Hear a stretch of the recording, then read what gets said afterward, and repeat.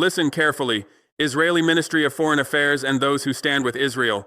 You think controlling gold trade is easy. You tried to block Burkina Faso's gold sales. A coordinated campaign, a calculated economic assault, and a strategic strangulation attempt. You pressured refineries to refuse my gold, not all of them, but many. You threatened buyers with secondary sanctions and manipulated markets to depress prices. And what happened next went global in ways that destroyed your economic warfare strategy. Let me elaborate what occurred. What has every Israeli economic strategist in emergency damage control right now? You launched campaign against my gold exports few months ago, not random pressure, opportunistic interference, and not accidental disruption. The campaign you planned for years. The operation you coordinated meticulously. The assault you designed specifically to bankrupt my government. Comprehensive attack that targeted everything. That struck everywhere, and that attempted total economic destruction. Your strategy, your catastrophic miscalculation. I am Captain Ibrahim Traoré, President of Burkina Faso, leader who detected your campaign before it escalated, commander who prepared countermeasures in advance, governor who turned your economic weapon against you, defender who transformed your blockade into my opportunity. I knew about your gold embargo from the beginning, from the planning phase, from the coordination stage, from the preparation period. I knew you were pressuring refineries, knew you were threatening buyers, knew you were manipulating markets, and I prepared, planned, positioned. While you believed your operation was secret, while you thought your coordination was hidden, while you assumed your blockade would succeed, your economic attack began on August 1st, began with Israeli Foreign Ministry contacting Swiss refineries, with Mossad agents meeting London gold traders, with Treasury officials pressuring international banks, with coordinated campaign across global gold market. Comprehensive attack designed to isolate, to strangle, to destroy. You targeted Swiss refineries first, targeted Valcambi and Balerna, targeted PAMP and Castel San Pietro, targeted Argor Heraeus and Mendrisio, targeted every major refinery that processes African gold, pressured them to refuse my gold shipments, threatened them with loss of Israeli business, warned them about reputational risks, about regulatory scrutiny, about market consequences. Pressure sophisticated beyond typical diplomatic requests, beyond standard commercial negotiations, beyond normal business practices, government-level pressure, intelligence agency pressure. Coordinated pressure.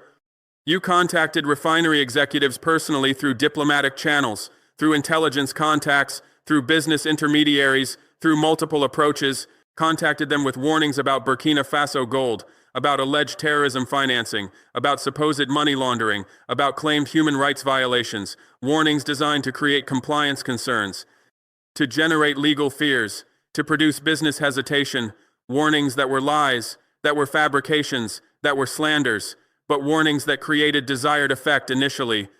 You targeted London gold traders second, targeted major bullion dealers, targeted commodity trading firms, targeted investment banks handling precious metals, targeted everyone who buys and sells gold internationally, threatened them with secondary sanctions if they purchased my gold, warned them about Israeli market access, about European regulatory problems, about American banking restrictions, threats designed to isolate my gold from international markets, to prevent sales to major buyers, to block access to global trading networks. The threats to London traders were economically significant and strategically calculated. London is world's largest gold trading center, handles majority of global wholesale gold transactions, provides liquidity for international gold market, enables price discovery for precious metals, controls essential marketplace for gold sales. You targeted this marketplace deliberately, systematically, comprehensively, targeted knowing that without London access, my gold sales become more difficult, that without major traders, my prices get depressed, that without this market, my revenues suffer significantly.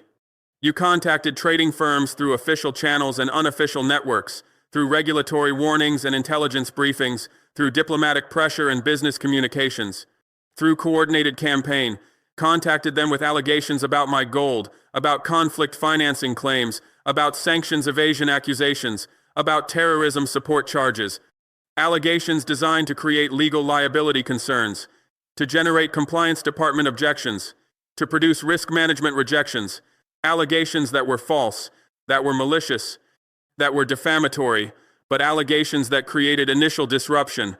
You targeted international banks third, targeted institutions financing gold trade, targeted banks providing letters of credit, targeted financial networks facilitating payments, targeted everyone enabling gold transactions, pressured them to refuse transactions involving my gold, threatened them with correspondent banking restrictions, warned them about regulatory enforcement actions, about reputational damage, about market consequences, pressure designed to cut off financial infrastructure supporting gold sales, to prevent payment processing, to block transaction settlement. The pressure on international banks was financially devastating in intent and strategically coordinated in execution.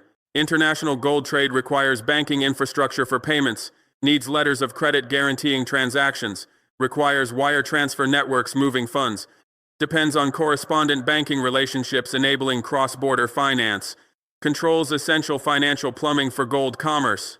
You targeted this infrastructure deliberately, comprehensively, ruthlessly, targeted knowing that without banking support, gold sales become nearly impossible, that without payment processing, transactions cannot complete, that without financial infrastructure, trade grinds to halt. You contacted bank compliance departments through regulatory channels, through law enforcement liaisons, through intelligence agency briefings, through coordinated outreach, contacted them with warnings about my gold transactions, about sanctions risks, about money laundering concerns, about terrorism financing allegations, warnings designed to trigger compliance freezes, to generate transaction blocks, to produce relationship terminations, warnings that were exaggerated, that were misleading, that were manipulative, but warnings that created significant disruption initially.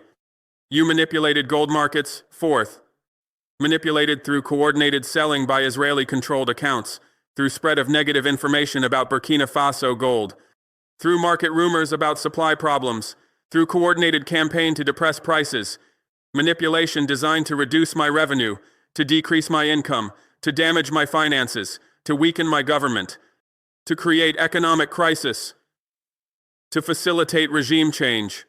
The market manipulation was sophisticated and coordinated across multiple platforms. Gold prices are set through trading on various exchanges and over-the-counter markets, influenced by supply and demand fundamentals and market sentiment, affected by geopolitical developments and economic conditions, determined by trading activity of major participants. You exploited this price formation process deliberately, strategically, maliciously, exploited through coordinated selling that pushed prices down, through negative publicity that damaged sentiment, through rumors that created uncertainty, through systematic campaign to reduce value of my gold exports. The scale of your economic attack was unprecedented against African nation, was comprehensive across all dimensions of gold trade, was coordinated across multiple countries and institutions, was designed to achieve complete economic strangulation. You deployed diplomatic pressure on dozens of refineries, financial threats against hundreds of traders, regulatory warnings to thousands of banks, market manipulation affecting billions in transactions, massive operation that required years of preparation, millions in coordination costs, extensive personnel across multiple agencies, sophisticated organization across multiple countries. The sophistication of your attack was remarkable in its coordination and execution, was impressive in its scope and ambition, was nearly effective in its initial impact. You used diplomatic channels that typically remain private, intelligence networks that normally stay hidden, financial connections that usually remain invisible, coordinated all these elements simultaneously, synchronized all these pressures concurrently, executed all these operations together, perfect timing, perfect coordination, perfect execution, coordination that demonstrated Israel's economic warfare capability, that showcased Western financial dominance, that proved coordinated power, coordination that should have guaranteed success, that should have ensured my economic collapse, that should have achieved regime change. But your attack failed. Failed completely. Failed spectacularly. Failed catastrophically. Failed because I knew it was coming. Because I prepared alternatives. Because I turned it against you. Failed in ways that shocked Israeli strategists, that surprised Western financial institutions, that stunned economic warfare experts, failed and became my opportunity, my demonstration. My message to the world. I detected your economic warfare campaign years before you launched it, detected it during planning phase, during coordination stage, during preparation period, detected it through multiple intelligence sources, through financial monitoring, through diplomatic channels, through business networks, through comprehensive counterintelligence operations, detected it completely, detected it accurately, detected it in time to prepare. My intelligence services infiltrated your planning meetings, infiltrated them through recruited assets in Israeli government, through technical surveillance of communications, through signal interception of coordination calls, through multiple methods, infiltrated meetings at Foreign Ministry in Jerusalem, at Mossad headquarters in Tel Aviv, at Treasury offices coordinating sanctions, infiltrated and recorded, documented, preserved, recorded your plans, your targets, your methods, your timeline, everything you discussed, everything you decided, everything you prepared. My financial intelligence teams detected your preliminary contacts with refineries, detected them through banking sources reporting unusual inquiries, through refinery contacts mentioning Israeli pressure, through market intelligence noting coordination patterns, through multiple channels, detected approaches to Swiss refineries months before official pressure, detected contacts with London traders weeks before formal warnings, detected communications with international banks days before compliance freezes, detected everything early, detected everything completely, detected everything in time to respond. My diplomatic network reported your coordination efforts across multiple countries, reported them through embassy sources observing Israeli activities, through foreign ministry contacts noting pressure campaigns, through international organization channels detecting coordination, through comprehensive monitoring, reported Israeli diplomats meeting Swiss officials, reported Mossad agents contacting British regulators, reported Treasury representatives pressuring American banks, reported everything systematically, reported everything accurately, reported everything promptly.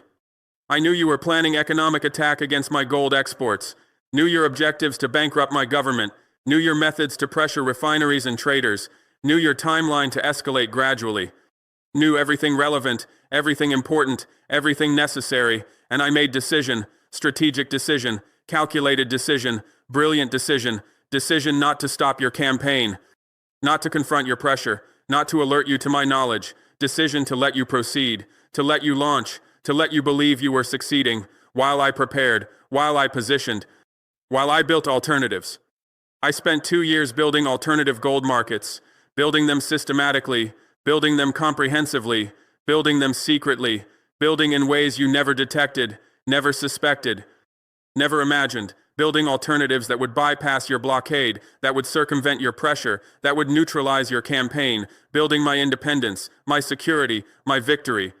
I established direct relationship with Russian gold buyers, established it through diplomatic channels connecting governments, through business networks linking companies, through strategic partnerships aligning interests, established relationship that bypassed Swiss refineries completely, that avoided London traders entirely, that circumvented Western financial infrastructure totally, relationship that enabled direct sales from Burkina Faso to Russia, direct shipments from my refineries to their vaults, direct payments from their banks to mine. The Russian relationship transformed my gold export strategy fundamentally and permanently. Russia is major gold buyer purchasing hundreds of tons annually, operates sophisticated refining capacity processing gold domestically, maintains extensive financial infrastructure supporting precious metals trade, controls significant market power as both buyer and seller, provides perfect alternative to Western-dominated gold markets, alternative that I developed systematically, that I negotiated carefully, that I structured strategically, alternative that made Israeli blockade irrelevant, that rendered Swiss refinery pressure ineffective, that neutralized London trader threats. I negotiated favorable terms with Russian buyers that exceeded Western market prices, negotiated prices above London fixing by 2 to 3% premium, negotiated payment in currencies I preferred including yuan and rubles, negotiated delivery schedules that suited my production capacity, negotiated everything to my advantage, everything to my benefit, everything to my profit, terms better than I received from Western buyers, prices higher than Swiss refineries offered, conditions more favorable than London traders provided. I established direct relationship with Chinese gold buyers, established it through Belt and Road Initiative connections, through strategic partnership frameworks, through economic cooperation agreements, established relationship that provided second alternative to Western markets, that created additional buyer for my gold, that ensured market diversification, relationship enabling direct sales to Chinese refineries, direct shipments to Chinese vaults, direct payments through Chinese banks. The Chinese relationship provided crucial market diversification and strategic leverage. China is world's largest gold consumer, purchasing over 1,000 tons annually. Operates massive refining industry processing domestic and imported gold, maintains enormous financial infrastructure supporting commodity trade, controls critical market share as dominant buyer, provides essential alternative reducing Western market dependence. Alternative that I cultivated deliberately, that I developed strategically, that I structured carefully. Alternative that gave me leverage against Israeli pressure, that provided options against Swiss refinery blockade, that ensured sales despite London trader threats. I negotiated competitive terms with Chinese buyers matching or exceeding Russian prices. Negotiated prices at or above international benchmarks. Negotiated payment in yuan supporting currency diversification. Negotiated technical cooperation, improving my refining capacity. Negotiated everything strategically, everything beneficially, everything profitably. Terms comparable to best Western offers. Prices matching highest international rates. Conditions supporting my development objectives. I established relationships with Middle Eastern gold buyers. Established them through diplomatic outreach to Gulf states, through business development in UAE and Saudi Arabia, through strategic engagement across region. Established relationships providing third set of alternatives. Providing additional markets. Providing further diversification. Relationships enabling sales to Dubai gold market, enabling transactions through Abu Dhabi, enabling trade through Riyadh. The Middle Eastern relationships added critical geographic diversification and market depth. UAE is major gold trading hub, processing hundreds of tons annually. Saudi Arabia is significant buyer, accumulating reserves strategically. Qatar and other Gulf states purchase gold for investment and reserves. Region provides substantial market capacity. Region offers sophisticated trading infrastructure. Region maintains independent financial systems. Alternatives that I developed systematically, that I cultivated carefully, that I structured strategically. I built domestic refining capacity to reduce dependence on Swiss refineries, built it through Chinese technical assistance and equipment, through Russian expertise and training, through domestic investment and development. Built refinery capable of processing my gold to international standards, capable of producing London good delivery bars, capable of meeting market quality requirements. Refinery that eliminated need for Swiss processing, that removed dependence on Western refineries, that ensured complete control over my gold. The domestic refining capacity was game-changing for my economic sovereignty and strategic independence in ways that fundamentally altered Burkina Faso's position in global gold markets. Eliminated need to ship raw gold to Switzerland for processing that had cost my nation millions annually in refining fees and transportation expenses. Removed vulnerability to refinery pressure and blockades that Israel and Western powers could exploit to strangle my economy. Enabled direct sales of finished gold bars to any buyer anywhere in the world without intermediaries taking cuts. Created value addition, keeping refining profits in Burkina Faso that previously flowed to Swiss companies. Generated employment for my citizens in skilled positions that built middle class and technical expertise. Built technological capability, enhancing industrial development that positioned my nation for broader manufacturing advancement. Capacity that made me independent from Western processing monopolies. That made me sovereign over my own natural resources. That made me free from economic colonialism. The refining capacity represented more than just industrial infrastructure. Represented national dignity reclaimed from centuries of resource extraction, represented economic justice reversing colonial patterns of exporting raw materials and importing finished goods, represented technological achievement demonstrating African capability in sophisticated industries, represented strategic asset protecting against economic warfare and market manipulation, represented foundation for broader industrialization beyond just gold processing. Represented symbol of sovereignty visible to every citizen, represented proof that independence requires controlling entire value chain from extraction to final product. The construction of this refinery took years of intensive planning and execution, planning that began secretly while I still maintained relationships with Swiss refineries to avoid alerting them to my intentions.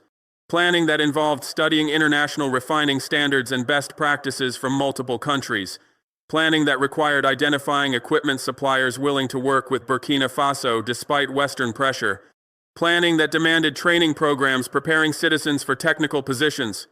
Planning that necessitated securing financing through non-Western sources. Execution that proceeded on accelerated schedule to minimize exposure time before operational capacity achieved. Execution that overcame numerous obstacles including equipment delivery delays and technical challenges. Execution that succeeded through determination and partnership with nations respecting sovereignty. The refinery location was chosen strategically near major gold mining areas to minimize transportation costs and security risks. Location that provided access to reliable electricity supply essential for high-temperature processing. Location that offered water resources necessary for cooling and processing operations. Location that enabled security perimeter, protecting valuable gold inventory from theft or sabotage. Location that facilitated worker access from nearby population centers. Location that allowed for future expansion as production capacity grows. Location that became symbol of national industrial capability visible to international observers. I invested in modern equipment meeting international standards and specifications that would enable my refinery to compete with established Swiss facilities.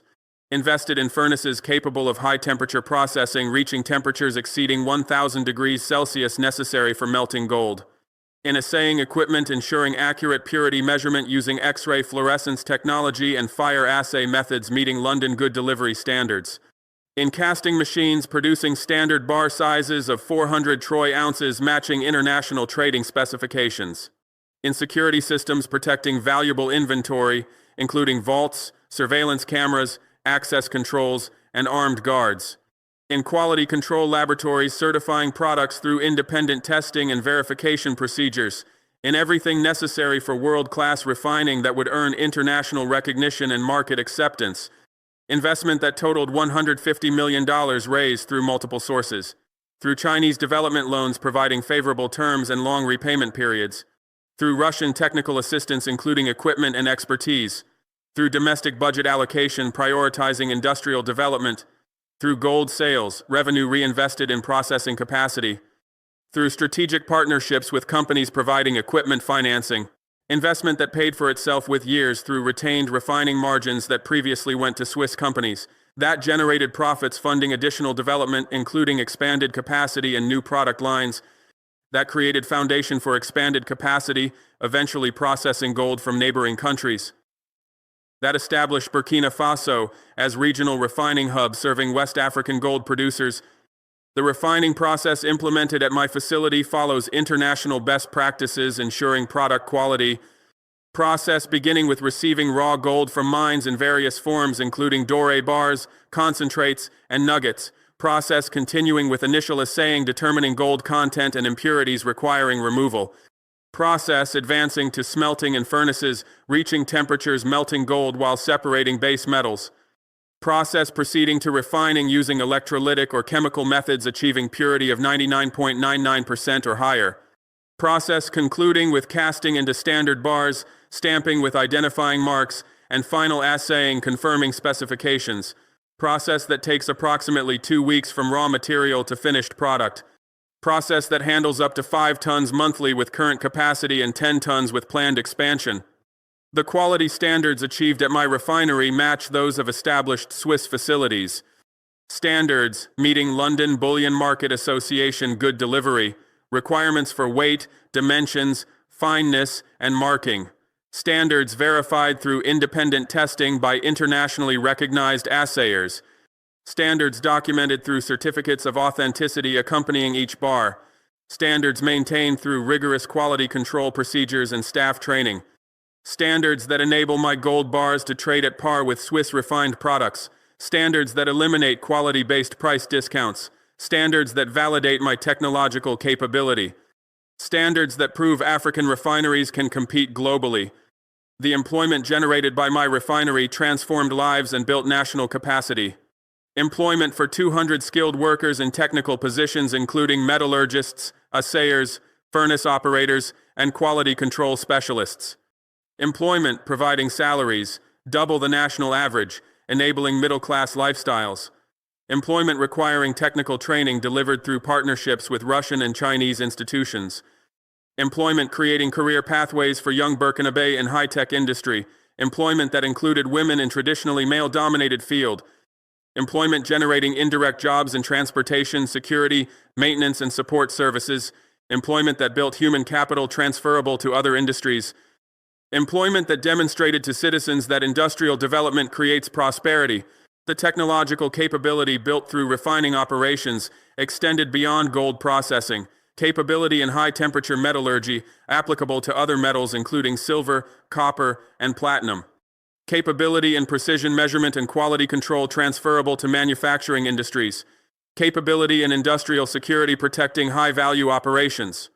Capability in supply chain management coordinating inputs and outputs. Capability in regulatory compliance meeting international standards.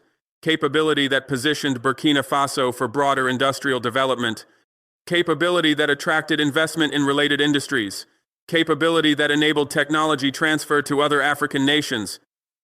Capability that proved African nations can master sophisticated technologies. I developed alternative payment systems bypassing Western financial infrastructure that had given Israel and its allies leverage over my gold sales. Developed them through Russian SPFS payment network, connecting my central bank directly to Russian financial institutions. Through Chinese CIPS system, enabling yuan-denominated transactions settling in Shanghai. Through cryptocurrency platforms using Bitcoin and stablecoins for instant cross-border payments. Through gold for goods barter arrangements exchanging my gold directly for needed imports. Through multiple mechanisms ensuring redundancy and resilience. Systems enabling payments without Western banks that could freeze accounts or block transactions. Without SWIFT network that could be weaponized for sanctions. Without dollar transactions that required correspondent banking relationships. Without euro settlements that depended on European financial infrastructure. Systems that made banking pressure irrelevant to my gold sales. That rendered financial threats ineffective against my revenue. That neutralized payment blockades attempted by hostile powers. The development of alternative payment systems required years of technical and diplomatic work. Required negotiating access to SPFS network through bilateral agreement with Russia. Required establishing connection to CIPS through Chinese banking partnerships. Required setting up cryptocurrency wallets and exchange relationships. Required creating legal frameworks for barter transactions. Required training central bank staff in new payment technologies. Required building technical infrastructure connecting domestic banks to foreign systems. Required testing systems ensuring reliability and security. Required educating gold buyers about alternative payment options.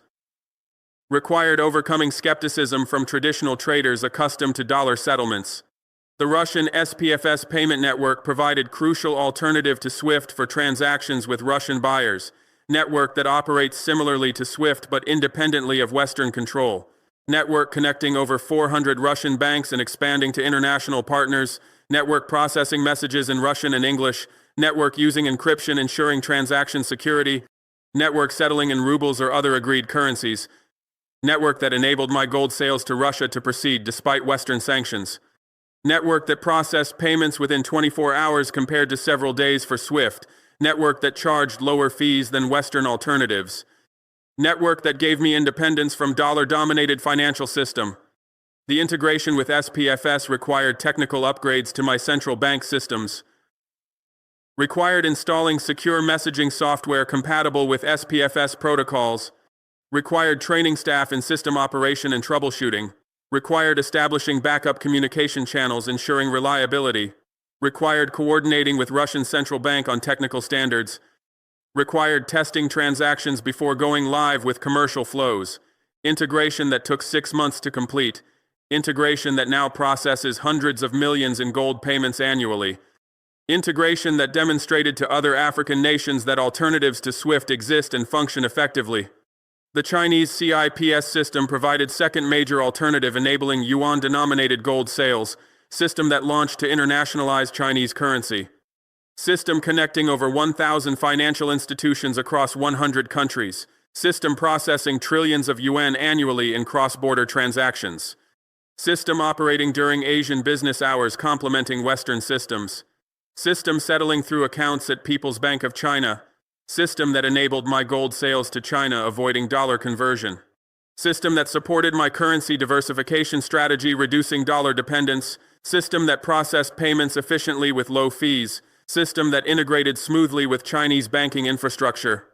The connection to CIPS required establishing correspondent banking relationship with Chinese institutions, required opening yuan accounts at Bank of China and other major banks, required negotiating foreign exchange arrangements for yuan to local currency conversion, required training staff in yuan-denominated transactions and accounting, required coordinating with Chinese buyers on payment procedures, required testing system with small transactions before scaling up, connection that took 4 months to establish, connection that now handles over $1 billion annually in gold sales, connection that positioned Burkina Faso as pioneer in yuan-based African trade. The cryptocurrency payment systems provided third alternative offering unique advantages, systems using Bitcoin for large transactions and stablecoins for smaller payments, systems enabling instant settlement compared to days for traditional banking, systems operating 24 hours daily including weekends and holidays, systems charging minimal fees compared to wire transfer costs, systems providing transparency through blockchain records, systems enabling peer-to-peer transactions without intermediaries, systems that attracted tech-savvy buyers appreciating innovation, systems that demonstrated Burkina Faso's technological sophistication, systems that functioned when banking systems faced disruptions. The implementation of cryptocurrency payments required building expertise and infrastructure, required educating staff about blockchain technology and digital assets, required establishing secure wallet systems protecting private keys, required partnering with exchanges for converting cryptocurrency to local currency, required developing compliance procedures for anti-money laundering regulations, required creating accounting methods for cryptocurrency transactions, required managing price volatility through hedging strategies, implementation that took months of preparation, implementation that now processes tens of millions annually in gold payments, implementation that positioned Burkina Faso as African leader in cryptocurrency adoption. The gold for goods barter arrangements provided fourth alternative, particularly useful for obtaining imports. Arrangements exchanging my gold directly for Russian military equipment, Chinese infrastructure materials, Iranian petroleum products, and Turkish consumer goods. Arrangements avoiding currency transactions entirely through direct commodity swaps. Arrangements valued at international market prices for both gold and goods. Arrangements documented through bilateral agreements and customs records. Arrangements settling immediately upon delivery of both commodities. Arrangements that bypassed banking system completely. Arrangements that eliminated foreign exchange risk. Arrangements that reduced transaction costs. Arrangements that accelerated trade flows. The barter arrangements required negotiating frameworks with each trading partner, required agreeing on valuation methods for both gold and imported goods, required coordinating logistics for simultaneous deliveries, required establishing quality standards and inspection procedures, required creating dispute resolution mechanisms, required obtaining legal opinions confirming compliance with international trade law, negotiation that took months for each major partner, negotiation that resulted in framework agreements enabling ongoing barter trade, negotiation that demonstrated creativity in circumventing financial blockades. The alternative payment systems liberated me from Western financial control completely and permanently, enabled gold sales settling in yuan through CIPS reaching Chinese buyers directly, enabled transactions clearing in rubles through SPFS connecting Russian purchasers seamlessly, enabled payments processing in cryptocurrency through blockchain reaching global buyers instantly, enabled barter deals exchanging gold for needed goods avoiding currency entirely, systems that worked efficiently with transaction success rates exceeding 99%, that settled reliably with payment delays virtually eliminated, that cost less than Western alternatives saving millions annually in banking fees, systems that gave me independence from dollar hegemony, that provided me freedom from Western financial coercion, that ensured my sovereignty over economic policy. The liberation from Western financial control transformed my strategic position fundamentally, transformed by eliminating vulnerability to sanctions and payment blockades, transformed by enabling trade with any willing partner, regardless of Western approval, transformed by diversifying currency exposure, reducing dollar dependence, transformed by lowering transaction costs, improving profit margins, transformed by accelerating payment settlement, improving cash flow, transformed by demonstrating to other nations that alternatives exist and function, transformation that was economic in enabling trade diversification, that was political in enhancing sovereignty, that was strategic in reducing Western leverage, that was symbolic in proving independence achievable. When your blockade launched, I activated my alternatives immediately with speed and decisiveness that caught you completely unprepared. Activated them publicly through press conferences and official announcements, ensuring maximum visibility. Activated them dramatically with ceremonies and celebrations, demonstrating confidence and strength. Activated them in ways that shocked markets, causing gold prices to spike on supply concerns. That surprised analysts who predicted my economic collapse. That stunned observers who assumed I had no alternatives. Activated Russian sales that absorbed my entire production of 60 tons annually. Activated Chinese purchases that exceeded my capacity, prompting production expansion plans. Activated Middle Eastern buyers that competed for my gold, driving prices higher. Activated everything simultaneously, creating impression of abundant alternatives and market power. Everything visibly through media coverage reaching global audience. Everything successfully as sales proceeded smoothly without disruption. The activation was coordinated precisely to maximize psychological and market impact, coordinated to occur within 72 hours of Israeli blockade becoming public, coordinated to announce multiple alternatives simultaneously rather than sequentially, coordinated to include high-level officials from partner countries demonstrating government support, coordinated to release detailed terms showing favorable pricing and conditions, coordinated to time announcements during peak trading hours in major markets, coordinated to brief media in advance, ensuring comprehensive coverage, coordinated to prepare diplomatic statements from supporting nations, coordination that created overwhelming impression of strength and preparedness, coordination that demoralized Israeli strategists who expected me to be isolated, coordination that impressed international observers with sophistication of response. I announced major gold sales agreement with Russia worth $2 billion annually, representing largest bilateral gold deal in African history. Announced it through press conference broadcast globally on international news networks. Announced it with Russian Deputy Prime Minister present, confirming deal and expressing support for Burkina Faso sovereignty. Announced it with details showing terms better than Western markets, including 2% premium over London fixing. Agreement that guaranteed sales of 60 tons annually matching my entire production. That ensured prices above London fixing, protecting my revenue. That provided payments in preferred currencies including rubles and yuan. That included technical cooperation and development assistance for mining sector. Agreement that made Israeli blockade irrelevant by replacing Western buyers entirely. That rendered Swiss refinery pressure meaningless by using domestic processing. That neutralized London trader threats by accessing alternative markets. The Russian agreement was negotiated over 6 months in secret to avoid alerting Israeli intelligence, negotiated through diplomatic channels and direct communications between presidents, negotiated with Russian central bank and state-owned gold trading companies, negotiated to include long-term commitment providing stability and predictability, negotiated to incorporate price protection mechanisms ensuring fair value, negotiated to enable flexible delivery schedules accommodating production variations, negotiated to include technical assistance improving mining efficiency, negotiated to establish framework for expanded cooperation beyond gold, negotiation that succeeded through mutual respect and aligned interests, negotiation that created partnership rather than mere commercial transaction. The announcement shocked global gold markets and Western financial institutions in multiple ways. Shocked them because they assumed I would be isolated and desperate after Israeli blockade.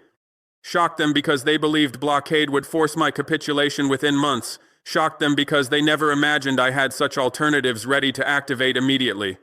Shock that sent gold prices higher by 3% on supply concerns as markets worried about Russian supply monopolization. That damaged Israeli credibility on economic warfare effectiveness as blockade failed immediately. That questioned Western financial dominance as alternative trading patterns emerged. Shock that I created deliberately through strategic timing and dramatic presentation. That I timed strategically to coincide with Israeli officials claiming blockade success. That I leveraged completely through follow-up diplomatic and media campaigns. I announced parallel gold sales agreement with China worth $1.5 billion annually adding to Russian deal. Announced it simultaneously with Russian deal creating perception of abundant alternatives and strong negotiating position. Announced it with Chinese Commerce Minister present demonstrating government-level support and strategic importance. Announced it with terms showing competitive prices and favorable conditions including technology transfer. Agreement guaranteeing sales of 45 tons annually, providing second major buyer, ensuring prices matching international benchmarks, protecting against buyer monopsony. Providing payments in yuan, supporting currency diversification strategy, including refining technology transfer and capacity building, improving domestic capabilities. Agreement that demonstrated my market power by having multiple competing buyers. That proved my alternatives were real and substantial, not merely symbolic. That validated my independence by showing I wasn't dependent on any single buyer. The Chinese agreement complemented Russian deal, creating diversified buyer base, complemented by providing alternative buyer if Russian relationship faced problems. Complemented by enabling price competition between buyers, improving terms. Complemented by adding yuan to currency mix alongside rubles. Complemented by including different forms of cooperation beyond just purchases. Complemented by connecting to different market networks and trading channels. Complemented by demonstrating to other potential buyers that I had options. Complementation that strengthened my negotiating position with all partners, that reduced dependence on any single relationship, that maximized my leverage and autonomy. I announced opening of domestic refinery with capacity to process all my gold production, eliminating dependence on Swiss facilities. Announced it with ceremony attended by African leaders showing continental support and pride. Announced it with technical specifications proving international standard capability meeting London good delivery requirements. Announced it with production schedule demonstrating immediate operational capacity processing 5 tons monthly. Refinery, eliminating need for Swiss processing, saving millions in refining fees. Removing dependence on Western refineries that could be pressured by Israel, ensuring complete control over my gold value chain from mine to finished bar. Opening that shocked industry observers who doubted African refining capability, that impressed technical experts with sophisticated equipment and processes, that validated my capabilities, proving African nations can compete in high-tech industries. The refinery opening ceremony was designed for maximum symbolic and practical impact. Designed to showcase technological achievement to domestic and international audiences. Designed to demonstrate sovereignty over natural resources through value addition. Designed to inspire other African nations to develop similar capabilities. Designed to attract skilled workers by showing career opportunities in high-tech industry. Designed to signal to investors that Burkina Faso has industrial capacity. Designed to warn adversaries that economic warfare faces robust responses. Design that succeeded in all objectives through careful planning and execution. I published documentation of Israeli economic warfare campaign exposing their methods and coordination. Published it through international media outlets including Al Jazeera, RT, and CGTN, reaching billions. Published it through diplomatic channels circulating to embassies and foreign ministries globally. Published it through online platforms making documents downloadable and searchable.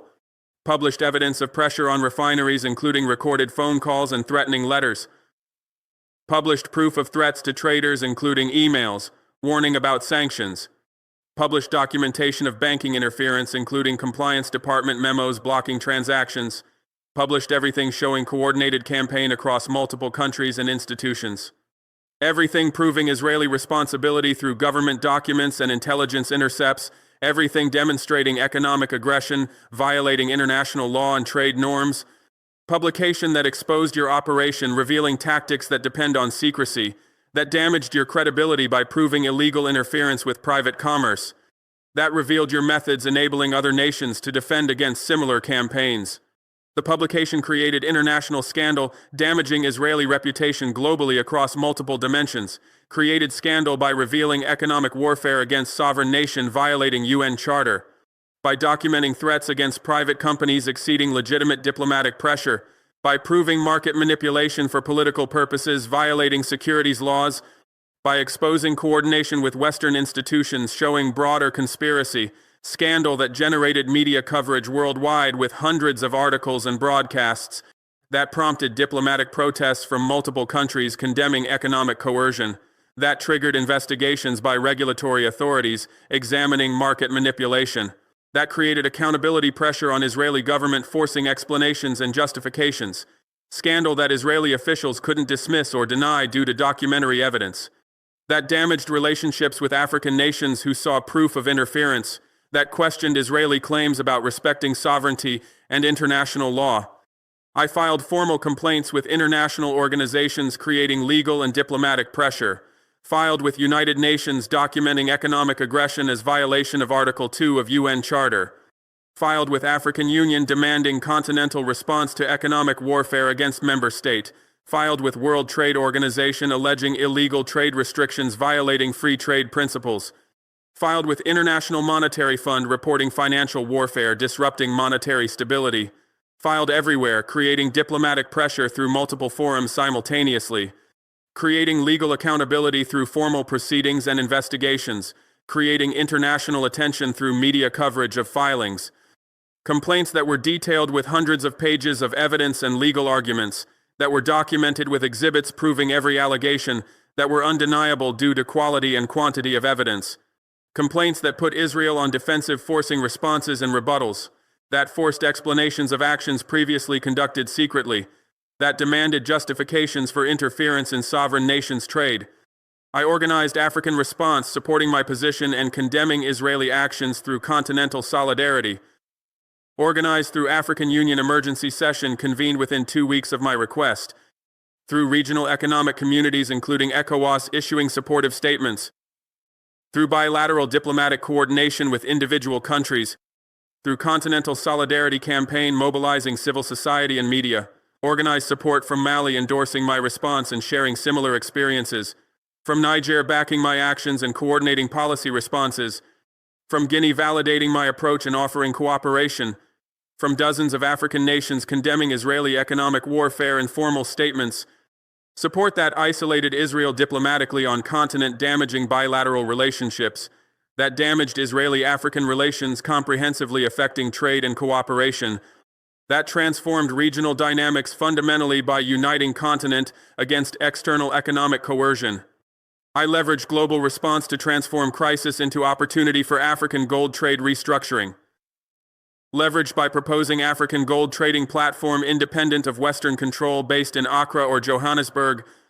By advocating continental refining capacity, reducing external dependence through regional facilities.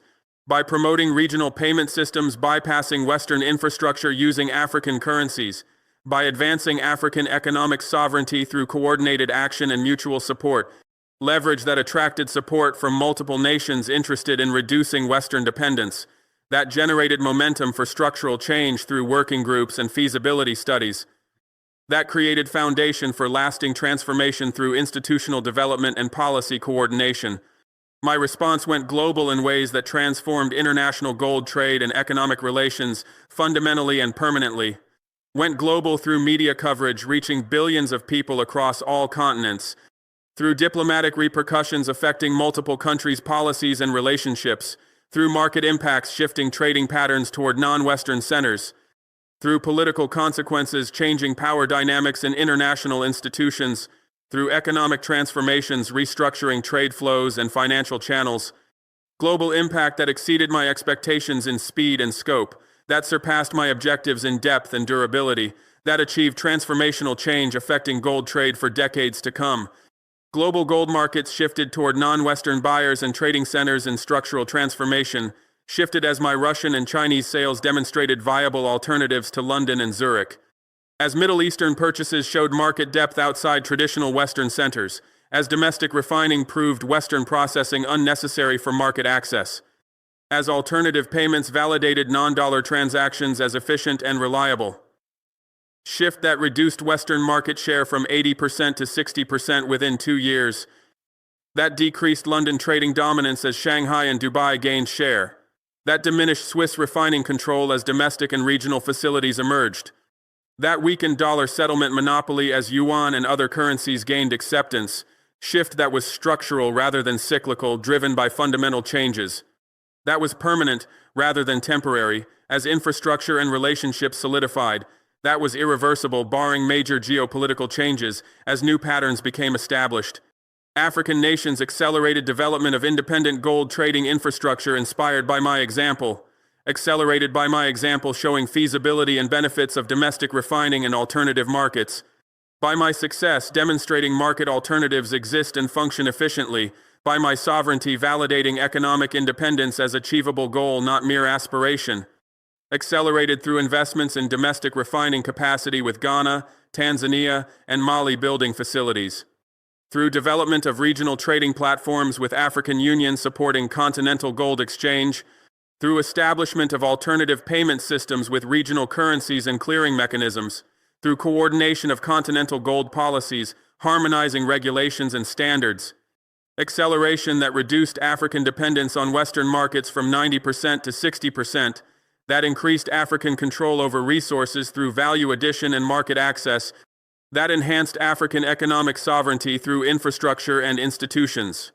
Israeli economic warfare strategy was discredited internationally and abandoned practically after spectacular failure, discredited by my successful circumvention demonstrating ineffectiveness of blockade approach, by my public exposure revealing methods that depend on secrecy to function, by my documentation proving illegal interference harming Israeli reputation, by my alternatives showing impossibility of isolation in multipolar world, discredited leading to policy reviews within Israeli government examining failures, leading to strategy changes abandoning blockade approach for other methods, leading to approach modifications recognizing need for different tactics, abandonment that protected other nations from similar campaigns, that deterred future campaigns by demonstrating costs exceed benefits, that established precedent showing economic warfare faces effective countermeasures. Western financial dominance in gold trade was challenged fundamentally and weakened structurally through my successful resistance against Israeli economic warfare and systematic circumvention of traditional trading channels.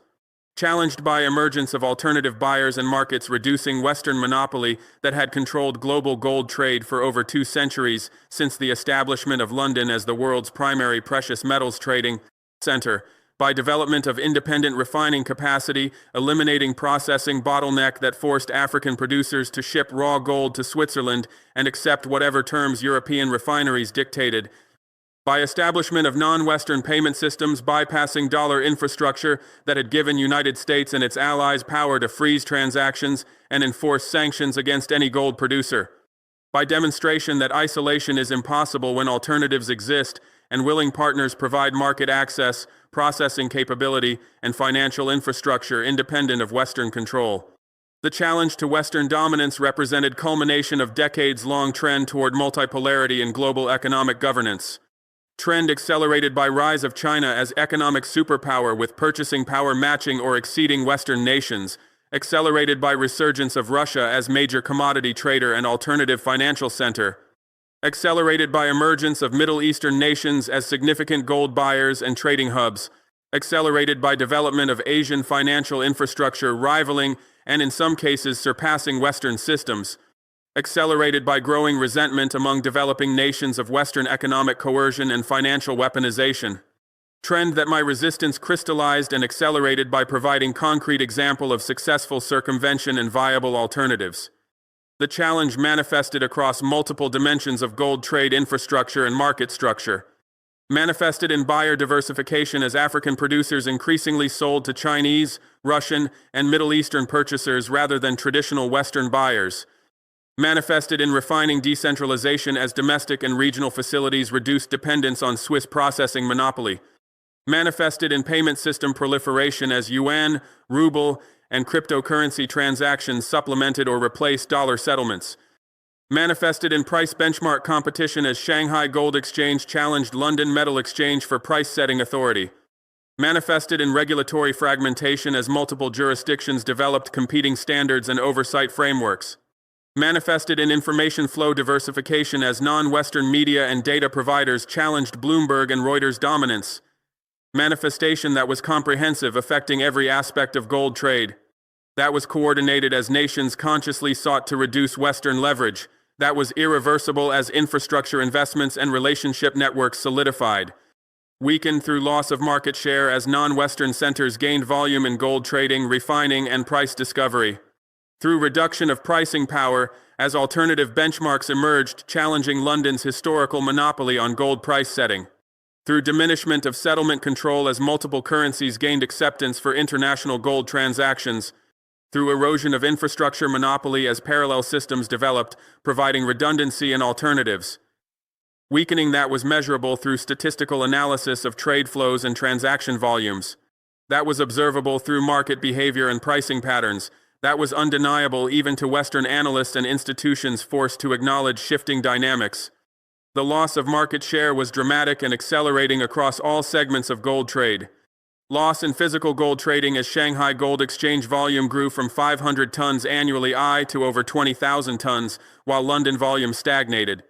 Loss in refining capacity as Swiss share of global gold refining declined from 70% to 55% as Chinese, Indian, and now African facilities gained market share. Loss in investment products as Chinese gold-backed exchange-traded funds attracted capital, competing with Western offerings. Loss in jewelry manufacturing as Asian producers captured increasing share of global market. Loss in central bank reserves as emerging market nations accumulated gold, reducing Western official holdings' relative importance. Loss measured in billions of dollars of annual revenue shifting from Western to non-Western firms. Loss representing permanent structural change rather than temporary cyclical fluctuation. The reduction of pricing power was particularly significant given London's two-century dominance in gold price discovery. Reduction as Shanghai Gold Exchange prices increasingly diverged from London fixing, reflecting different supply-demand dynamics in Asian markets. Reduction as physical gold premiums in Asia demonstrated that London prices no longer accurately reflected global market conditions. Reduction as arbitrage opportunities emerged between London and Shanghai, indicating market fragmentation. Reduction as Chinese buyers increasingly referenced Shanghai prices rather than London benchmarks in purchase contracts. Reduction as trading volume shifted toward Asian hours, reducing London's influence during European trading. Reduction that threatened London's historical role as global gold price setter. That questioned relevance of London fixing an increasingly multipolar market. That demonstrated declining Western control over this critical market function. The diminishment of settlement control represented fundamental challenge to dollar dominance in commodity trade. Diminishment as yuan-denominated gold transactions grew from negligible levels to over 30% of Chinese imports within 5 years. Diminishment as ruble settlements for Russian gold purchases eliminated dollar exposure for major producing and consuming nation. Diminishment as cryptocurrency settlements provided truly borderless payment option independent of any national currency. Diminishment as barter arrangements bypassed currency transactions entirely for significant bilateral trade flows. Diminishment as regional currency arrangements like African Continental Free Trade Area payment systems enabled intracontinental trade without dollar conversion. Diminishment measured by declining dollar share of global gold trade settlements from 95% to 70% within decade. Diminishment representing direct challenge to dollar's role as global reserve currency and medium of exchange. The erosion of infrastructure monopoly occurred across multiple layers of gold trade ecosystem. Erosion in refining infrastructure as new facilities in China, India, UAE, and now Africa provided alternatives to Swiss monopoly. Erosion in trading infrastructure as Shanghai Gold Exchange, Dubai Gold and Commodities Exchange, and others challenged London's dominance. Erosion in storage infrastructure as non-Western vaults in Singapore, Hong Kong, and Shanghai attracted gold previously stored in London and Zurich. Erosion in financial infrastructure as CIPS, SPFS, and cryptocurrency networks provided alternatives to SWIFT and dollar correspondent banking. Erosion in information infrastructure as Chinese and Russian data providers challenged Western dominance in market data and analytics. Erosion in regulatory infrastructure as multiple jurisdictions developed competing standards and oversight frameworks. Erosion that was comprehensive, affecting every component of gold trade infrastructure. That was intentional as nations deliberately built parallel systems. That was irreversible as sunk costs and network effects solidified new infrastructure. Challenge that was significant, affecting trillions in annual gold trade and broader commodity markets. Significant because gold serves as monetary metal, with implications beyond commodity trade for currency systems and reserve management. Significant because gold trade patterns influence broader commodity trading relationships and infrastructure. Significant because challenge to Western dominance in gold trade paralleled and reinforced similar challenges in oil, agricultural commodities, and manufactured goods. Significant because gold's role as safe haven asset made control over its trade strategically important for financial stability and crisis management. Significant because precedent set in gold trade encouraged similar infrastructure development in other commodities. Significance measured not just in billions of dollars but in geopolitical influence and economic sovereignty. The challenge affected approximately $10 trillion in annual gold-related transactions, including physical trade, derivatives, and investment products. Affected mining companies reconsidering traditional relationships with Western refineries and traders. Affected central banks diversifying reserve management relationships beyond traditional Western custodians. Affected investors accessing gold through new channels and products outside Western financial system. Affected jewelers sourcing gold through regional supply chains rather than Western intermediaries. Affected technology companies using gold in electronics, establishing direct relationships with producers. Affected every participant in gold value chain from miners to end users. Impact that rippled through global economy, affecting trade patterns, currency flows, and geopolitical relationships. That was lasting as structural changes became permanent through infrastructure investments and relationship networks. Lasting because physical infrastructure like refineries represents sunk costs operating for decades. Lasting because payment system infrastructure requires ongoing maintenance and development, creating path dependence. Lasting because trading relationships built on trust and reliability strengthen over time through repeated successful transactions. Lasting because regulatory frameworks once established create compliance costs that discourage reverting to previous systems. Lasting because human capital development in new centers creates expertise and institutional knowledge supporting continued operations. Lasting because network effects mean that as more participants use alternative systems, those systems become more valuable and harder to displace. Permanence that distinguished current changes from previous temporary disruptions. That reflected fundamental shift in global economic power rather than cyclical fluctuation. The structural changes included billions of dollars invested in refining capacity that would operate for 30 to 50 years, included payment system infrastructure requiring ongoing technology, investment, and maintenance, creating organizational commitment, included trading relationships built over years through successful transactions, creating trust and reliability, included regulatory frameworks established through legislative and administrative processes requiring significant effort to change, included human capital developed through training and experience representing sunk investment in expertise, included network effects as growing participation increased value and reduced incentive to return to Western systems. Changes that created irreversible momentum toward multipolar gold trade even if Western powers attempted to reassert dominance. That was transformative, reshaping global gold markets for coming decades in ways that fundamentally altered power dynamics. Transformative in shifting market power from Western to non-Western centers, changing who controls price discovery and trade flows. Transformative in redistributing economic value from Western intermediaries to producing nations and non-Western traders. Transformative in altering geopolitical influence as gold trade relationships reinforced broader strategic partnerships. Transformative in changing monetary system dynamics as gold's role evolved in multipolar currency environment. Transformative in affecting development patterns as value addition in producing countries generated employment and technology transfer. Transformation that would define gold trade for generation or more. That would influence broader commodity market evolution. That would shape global economic governance structures. The transformation of gold markets paralleled and reinforced broader transformation of international economic order. Paralleled shift from unipolar to multipolar global power structure with multiple centers of economic influence. Paralleled decline of Western dominance in international institutions from World Bank and IMF to WTO and BIS. Paralleled emergence of alternative governance structures from BRICS to Shanghai Cooperation Organization. Paralleled development of regional integration initiatives from Belt and Road to African Continental Free Trade Area. Paralleled technological changes enabling new forms of financial infrastructure from digital currencies to blockchain-based settlements. Reinforced these trends by demonstrating viability of alternatives and encouraging similar developments in other sectors. The transformation affected market structure fundamentally by fragmenting previously unified global market, affected by creating distinct regional markets with different price dynamics, trading patterns, and regulatory frameworks. Affected by enabling bilateral trading relationships outside traditional multilateral market structure. Affected by introducing new market participants from state-owned Chinese companies to African refineries.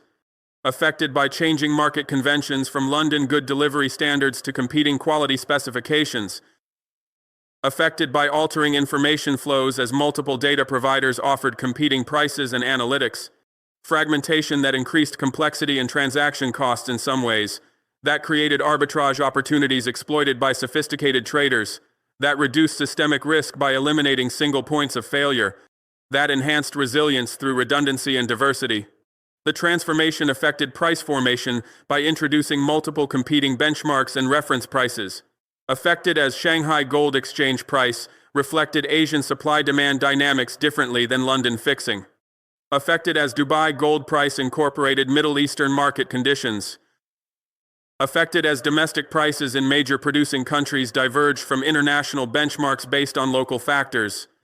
Affected as cryptocurrency-denominated gold prices emerged, reflecting digital asset market dynamics.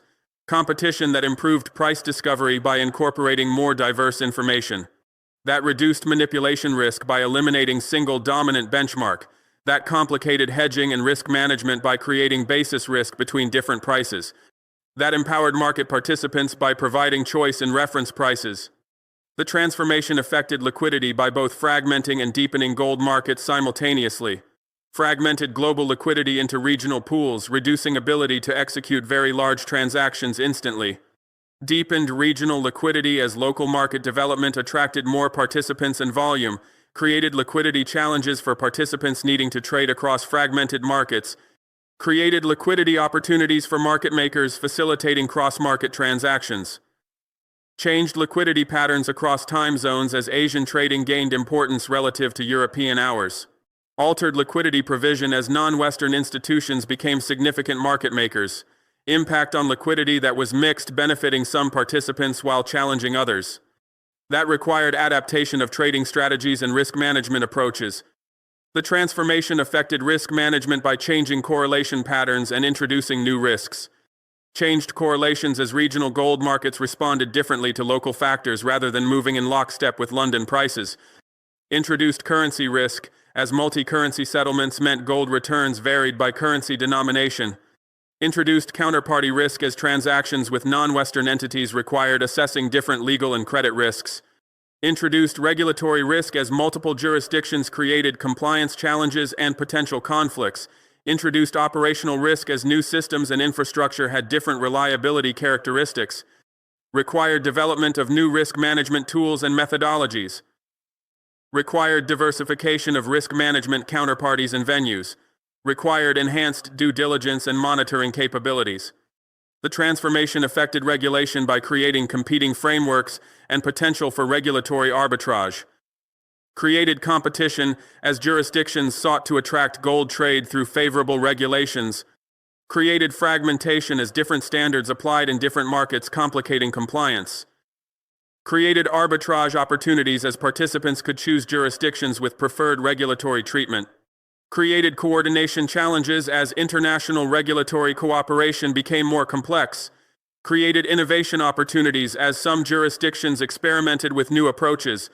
Created risks as regulatory gaps and inconsistencies could be exploited. Required market participants to navigate multiple regulatory regimes simultaneously. Required regulators to coordinate across jurisdictions to prevent systemic risks. Required international organizations to develop new frameworks for multipolar regulatory environment. The transformation affected technology adoption by creating opportunities for innovation outside Western constraints.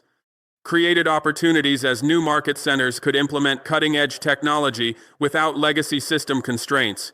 Created competition as different technology platforms vied for market share. Created innovation as blockchain, artificial intelligence, and other technologies were applied to gold trade. Created challenges as technology fragmentation required interoperability solutions. Created risks as new technologies introduced novel vulnerabilities and failure modes. Accelerated digitalization as competition drove technology adoption. Accelerated automation as new entrants used technology to compete with established players. Accelerated transparency as blockchain and other technologies enabled new levels of traceability. The transformation affected market participants' strategies requiring adaptation to new environment, required miners to diversify buyer relationships beyond traditional Western customers, required refineries to compete on service and technology as geographic monopolies eroded, required traders to develop capabilities in multiple markets and currencies, required investors to access gold through multiple channels and products, required central banks to manage reserves across diverse custodians and locations, required technology companies to establish direct producer relationships, required jewelry manufacturers to optimize regional supply chains, required every participant to develop new capabilities and relationships, required strategic repositioning as competitive advantages shifted, required organizational change as new skills and knowledge became necessary.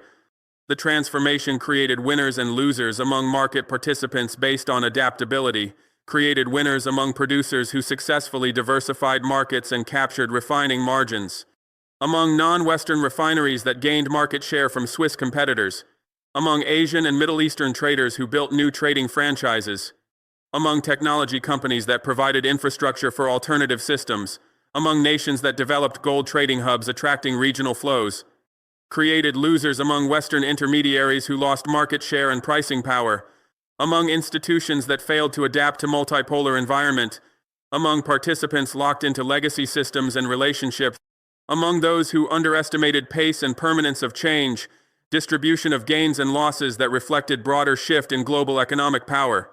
The transformation generated broader economic and geopolitical implications beyond gold markets themselves, generated implications for currency systems as gold's role evolved in multipolar monetary environment, for commodity markets as gold trade patterns influenced other commodities, for financial stability as market fragmentation affected crisis management capabilities, for economic development as value addition in producing countries generated growth and employment, for geopolitical relationships as gold trade reinforced strategic partnerships, for Western influence as economic leverage through financial system control diminished, for global governance as multipolar gold trade required new coordination mechanisms, implications that extended far beyond gold to affect fundamental structures of international economic order.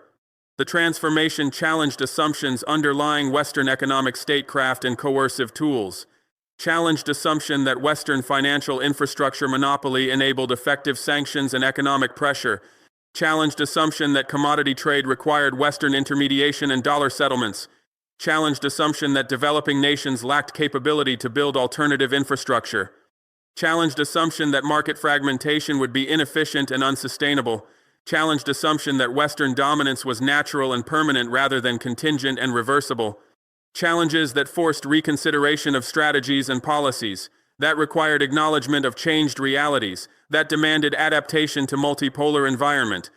The transformation validated my resistance strategy and encouraged emulation by other nations, validated by demonstrating that alternatives to Western systems exist and function effectively, validated by proving that economic warfare can be circumvented through preparation and partnerships, validated by showing that sovereignty can be defended through infrastructure development and diversification, encouraged other African nations to develop refining capacity and alternative markets, encouraged commodity producers globally to diversify buyer relationships and payment systems, encouraged developing nations to invest in financial infrastructure, reducing Western dependence, encouraged formation of coalitions and partnerships among nations seeking economic sovereignty, validation and encouragement that accelerated transformation beyond what I alone could achieve.